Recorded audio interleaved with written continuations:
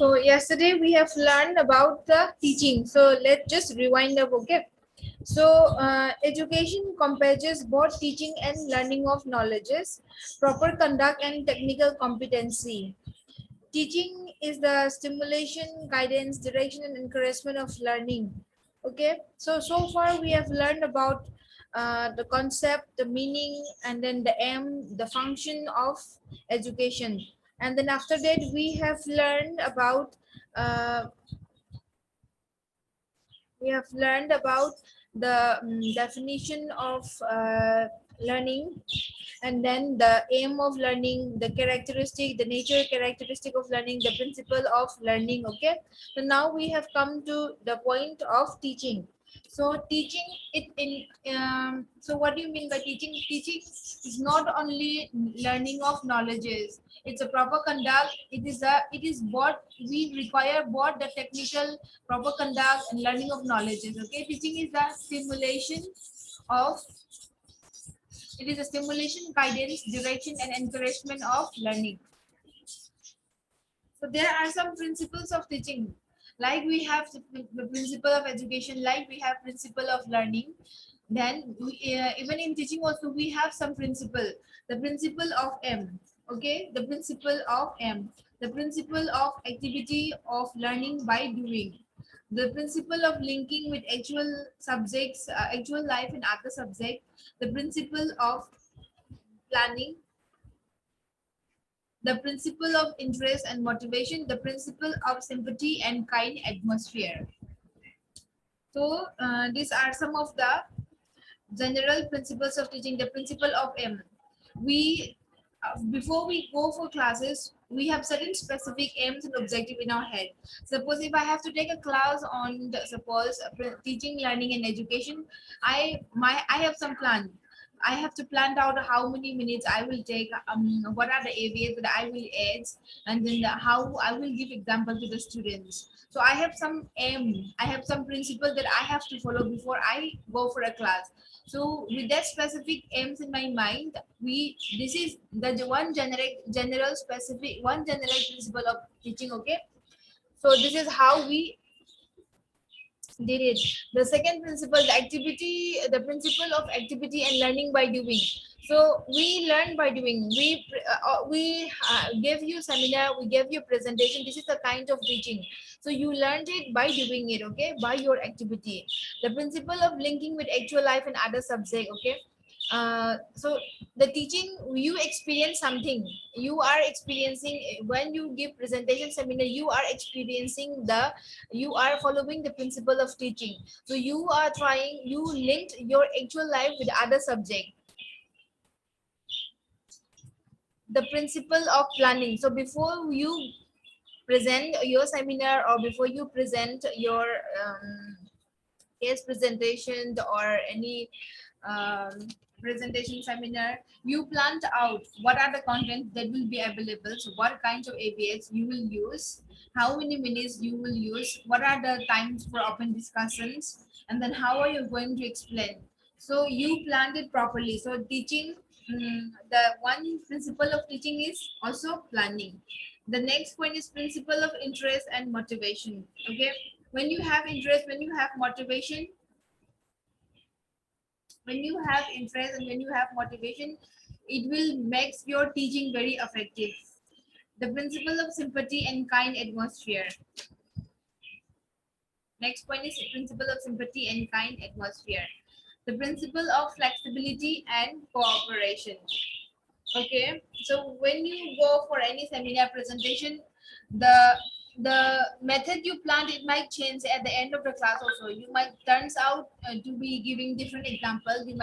You planned out you will do this ABS, but instead you explain it so well instead of using other ABS. So in teaching, there is principle of flexibility, where it is not rigid, and there is cooperation from the student side and from the teacher side, from the group. Okay, the principle of diagnostic and remedial teaching.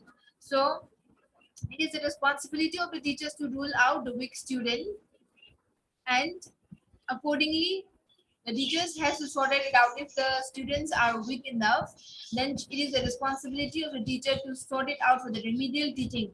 How the teacher will let the student understand the topic. Okay. The principle of looking ahead. Teaching is always advanced. We keep on changing our knowledges. The knowledge we have in 90s is still the content, and the knowledge that we have in our 90s is different from the knowledge we have right now. So it is always looking ahead. The one principle of education of teaching is always advanced. We always have to go for the advanced new technology, new innovations. The principle of creativity. So when you present your seminar or any presentation, guest presentation, you go for this principle about creativity. So you try to make your ABS very creative, okay, in a way to understand, the group will understand. So this is also your presentation, your seminar, it comes under a kind of teaching. So you are following the principle of creativity. So now again, the principle of teaching, it is almost same. Okay, that is also same, this is also same.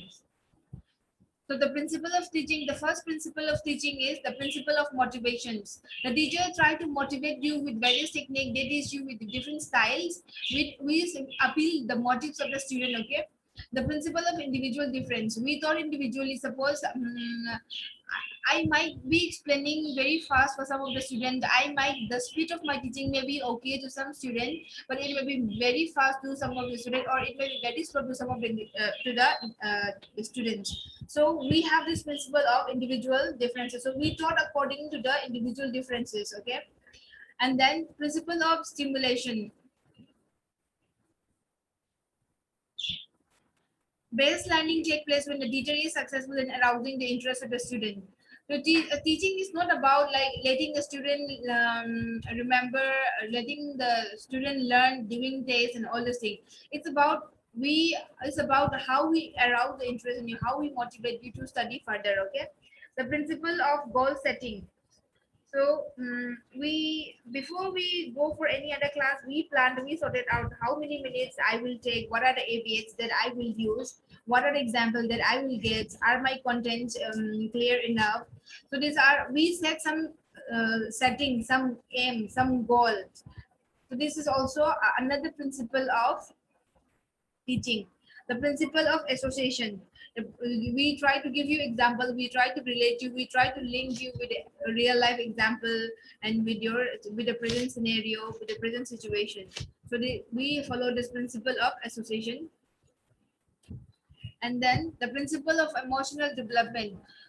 The the function, the principle, they are all the same, almost 90% similar for teaching, for education, and for learning. You just have to know the point and you can write it by your own. Okay. Principle of emotional development. It gives students encouragement to show better results, hence they develop confidence, hope, self-reliance, and self-respect. And then the principle of law of readiness. So indicative of learners that to participative in the learning. So even if I teach you so many things, if you are not ready from your side, if you are not ready to accept to learn from your side, it is of no use. So we have another principle of teaching, of learning, teaching, that is law of readiness. Okay. So until and unless you are ready from your side, you are never going to learn. You will not even grasp 50% of what the teachers taught you. The principle of law of effect.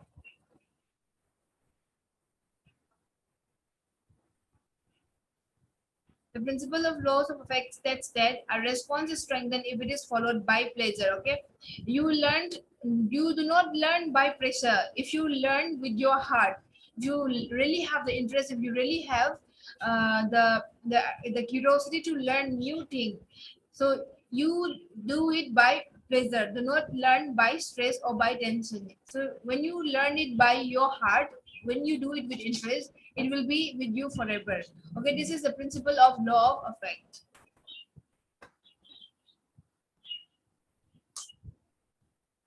And then the law of repetition.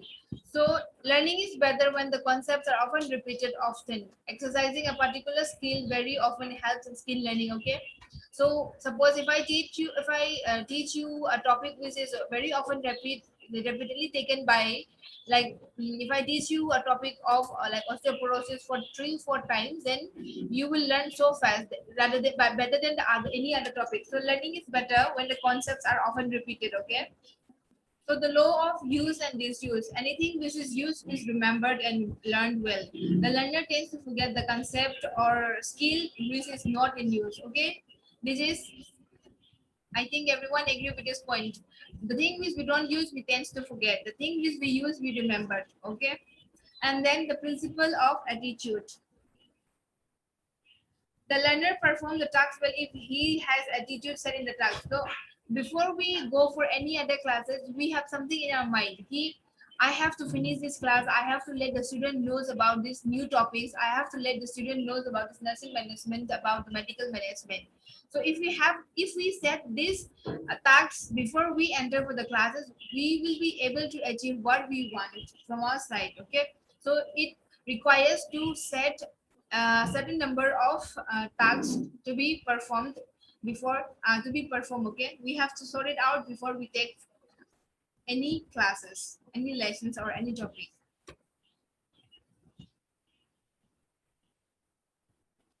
The principle of law of similarity. Okay, the principle of law of similarity. Learning of similar things is easier.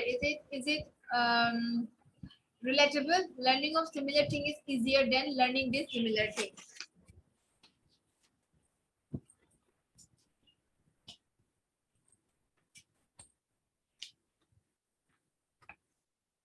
Then the principle of law of proximity. We perceive closely situated or located things as a group. It quickens the interest of the students, keep the student attentive and participating in the work. So the law of proximity is when I give you a live example. So if I taught you, suppose if I teach you how to give intramuscular injection in a dummy or in a patient, you will get to the point very quickly. So if I keep on teaching on the PowerPoint, if I keep on teaching you verbally, you will not grasp, okay? You will not grasp as quickly as you learned with a hands-on experience. So this is the principle of law of proximity. So next, let's come to the maxims of teaching. Okay, this is another topic, maxims of teaching. So suppose, so before going for any classes, even it may be either you, it may be either me, it may be any other teachers. So the first thing there are some things that we have to follow so that the students, the learner, they will learn quickly. Okay, the first maxims of teaching the first point of maximum of teaching is proceed from known to unknown. Okay, so when you give a seminar or when you give any presentation, you proceed from known thing to the unknown thing. Okay, suppose if you start with a circulatory system, suppose you got a topic on circulatory system, an anatomy of circulatory system, everyone knows about heart. But if you the first thing you should explain is about heart, is you have to say the heart anatomy is it is located in this area, the weight of this heart is this, and then the function of the heart is this, it has this valve, and then it has how many chambers, and then what is the function, and then what the arteries of the aorta. So you have to proceed from the known thing. Okay, but if you suddenly start with the coronary arteries, so some of you, they might know you might not be knowing about coronary arteries. If you start from the heart, it will be easy for them to grasp. It will come from the known thing to the unknown thing. But if you suddenly start from coronary arteries, they won't be able to grasp the point. Okay, so before going for any kind of teaching, you or any teachers, it has to start from known things to the unknown thing. Okay, and then the second point is proceed from easy to the difficult. This is a technique that everyone has learned. Even while you are trying to read also, we prefer to proceed from the easy to the difficult task. So it is easy for us to read. Even the same thing goes for teaching. So before you go for any teaching or before you take any classes, we always have to proceed from easy to the difficult one. Okay. And the third is proceed from simple to the complex. The same is like easy to difficult, so we have to proceed from very simple one to the complex one, so that it will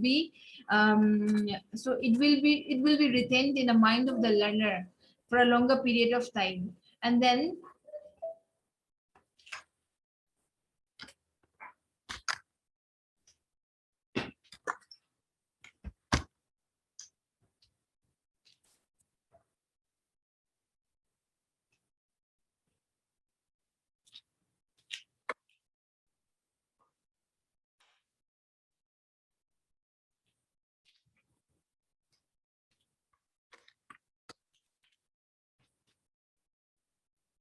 Next point is proceed from concrete to abstract. So what do you mean by concrete? What do you mean by abstract? Abstract are the things that we cannot touch, okay? We should imagine. Concrete are the thing that is like solid things. So we should proceed from the concrete things that we understand to the abstract things. Suppose there are some procedure that you always like that you won't be able to assess, and then you won't be able to observe, suppose in your second year, so let's say you have a procedure called coronary angiography. In that you only have to study from your books. You just have to imagine ki this is the steps of procedure. But suppose and then even one procedures of intramuscular injection. So this is a concrete study. So you does it, you do it with your hands. So we should always proceed this kind of, we should always proceed teaching from the concrete topic, from the concrete things to the abstract things. Okay, so and then the next principle, the next maxims of teaching is proceed from particular to general. Okay, so we always have to go for teaching from a very particular topic, from a very particular points to the general. So suppose if I want to say if I want to teach a topic on second year on all of you, so after the class I cannot just say all of the students they understand. I should do individual, I should ask individual is question.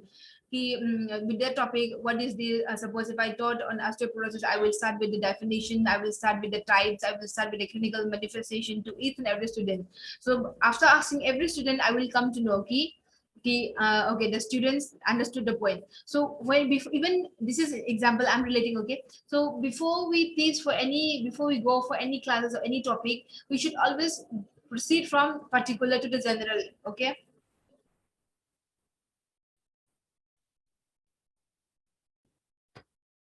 and then the next is proceed from analysis to synthesis. Okay, proceed from analysis to synthesis. Proceed from whole to the parts. From the whole, you proceed to the specific parts. Like suppose if I have to teach you on osteoporosis, I explain to you the whole thing first. The osteoporosis is this kind of thing, it happens like this.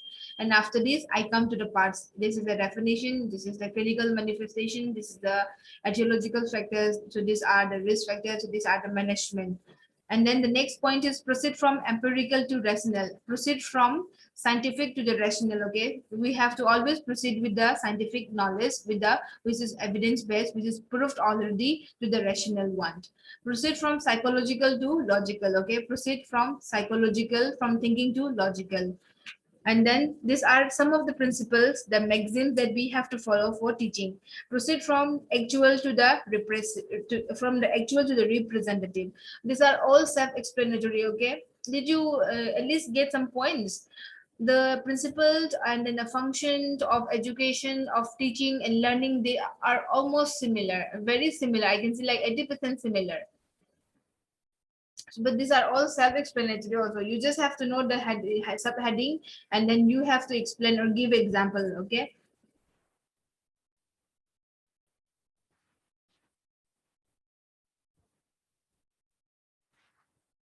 so now coming to the objective, I hope everybody knows how to frame objective. Did you before your seminar or before your presentation, did you ever form the objective, the general objective and the specific objective, second year? Yes, ma'am. Yes, ma'am. So Yes, ma'am. what objective, what is the first objective that you formed overall? The first objective, suppose if you got a topic on, suppose let's say coronary artery disease, so what is the first objective that you met for the whole topic, for the general, so let's say the general topic, the general objective. So how do you frame, just give me an example of general objective, how do you frame it?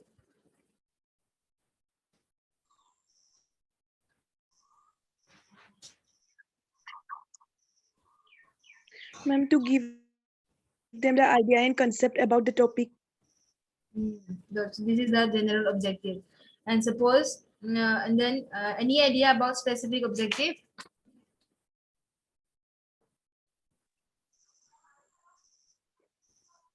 To define topic or to explain them the causes of the topic. Hmm.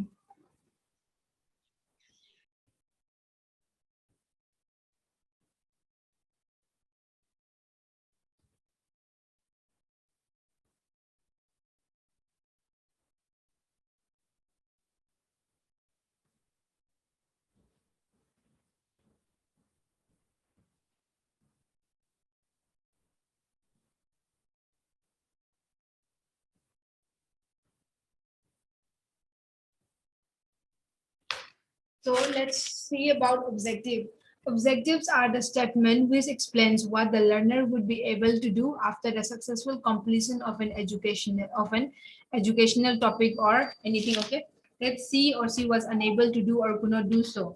So objectives are the statement, they explain how the learner would be able to do, what the learner would be learning after your topic, after the successful completion of a topic or any educational degree or any diploma or any topics or anything.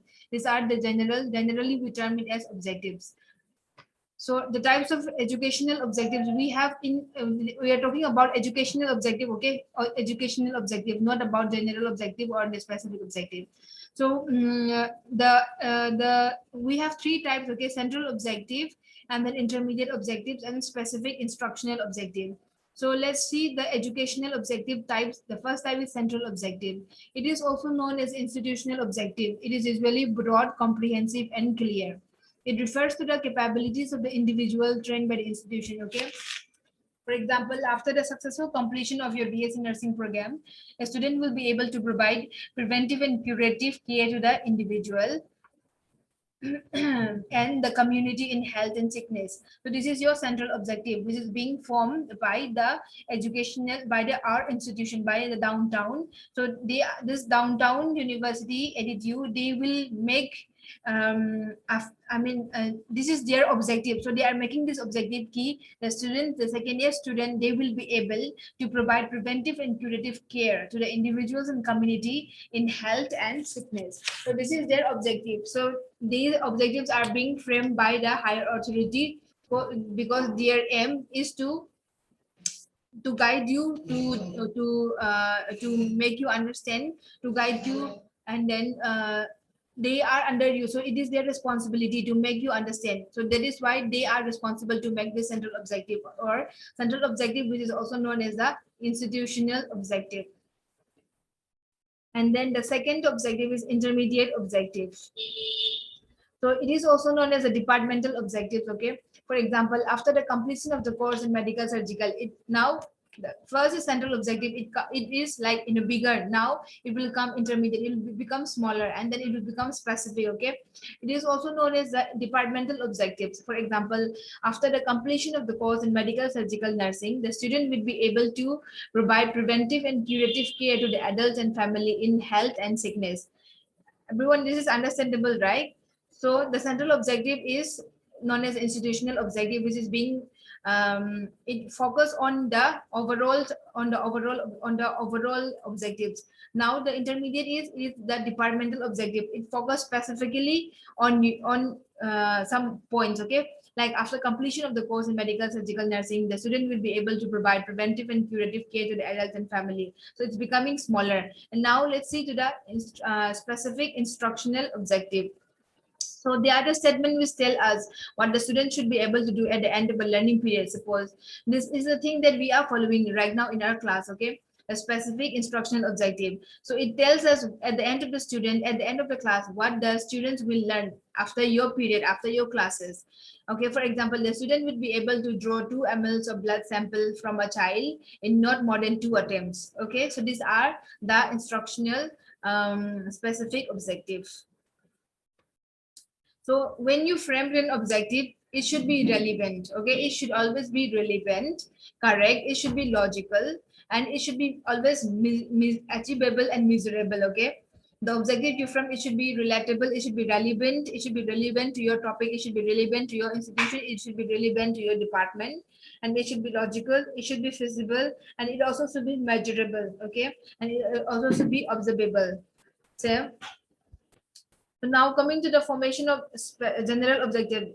So I hope everybody have framed this general objective and specific objective. So let's see what is general objectives. So general objective, it states what you expect to achieve in general terms. Suppose after my class of teaching and learning, my objective will be, my general objectives for you will be, at the end of the class, the student will be able to calculate I have to use verbs which are achievable. Okay, like they said, the qualities of objective. After the end of the class, the student will be able to describe the function, will be able to describe the domain, suppose let's say I'm teaching on teaching and learning. The student will be able to describe or will be able to explain the teaching, learning and education. Okay, so these are my general objectives. So at the end of the class, the student will be able to calculate, to assess, to describe, or to explain. These are the verbs that we can use. So the objectives are stated using action verbs that are specific enough to be measured. Okay. So suppose if you take a class on like heart failure, so you will your general objective for the learner will be at the end of the class, the student will be able to describe about the heart failure. Okay, so this is your general objectives. And then we should avoid, while framing a general objective, we should avoid these vague non-active verbs like to appreciate. This appreciate, understand, believe, study, they are also a kind of verb, but they are very vague. Okay, not very clear, they are non-measurable. So we should avoid using this verb like appreciate, understand, believe, study, etc., as they are difficult to evaluate. So we should use this action verb like to calculate, to assess, to describe, to explain, which are measurable and which are observable. And then formulation of specific objectives. So the first thing is heart failure, on the topic of heart failure, you have framed a specific, the general objective. Here at the end of the class, you will be able to form at the end of the class, the student will be able to explain about heart failure. So when you talk about specific objective, you will be specifying, you will be breaking down the general objective. Suppose at the end of the class, the student will be able to define heart failure, and then the student will be able to explain the clinical manifestation. The student or the learner will be able to draw the pathophysiology, or will be able to explain, will be able to explain, will be able to understand. And then in this specific objective, you are breaking down the general objective. You are breaking down your topic into specific objective, into small phases where you let your learner studies. Okay, so these are this is how you frame a general objective and specific objective. So now I think